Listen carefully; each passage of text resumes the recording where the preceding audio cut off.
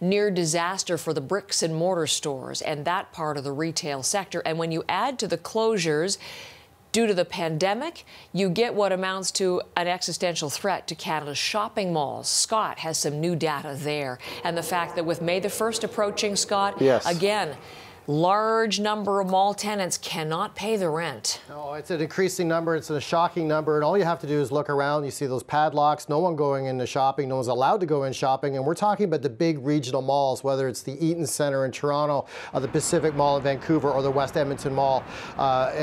It's not looking very good for the second rent day tomorrow. Take a look at this number here, because what happened on April 1st is not any better. Less than 25% of enclosed regional mall tenants paid their rent in April. That means 75% did not. Big box shopping centers, community strip malls took in only half of the revenue, but it's the enclosed malls that we're looking at. And this is according to JLL Canada. And even HBC this morning, even though they took over Saks last year and took themselves private with that, they were unable to pay a $3.2 million interest in their principal. JLL Canada says the vacancy rates at 2.3 now at the beginning of the year could triple to about 8% by the end of the year, sort of forecasting what we're all fearing, Heather, and that is small retail shops go out of business. But these big malls are the big players. The big players are having trouble paying their rent as well.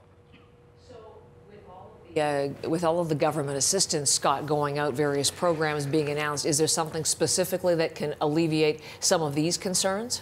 There is, and it was designed to go after the small commercial retail operations, not the larger ones that we're talking about this morning. But there was that program unveiled on Friday, for example, to go after commercial tenants. There's a 75% reduction for small commercial businesses. And even the landlords, some of them real estate investment trusts, the big players that made billions last year, could be eligible for forgivable loans if they lower their rents for these big commercial tenants as well, 75%. So lots of money being thrown at this problem, but lots of worry at the same time, Heather.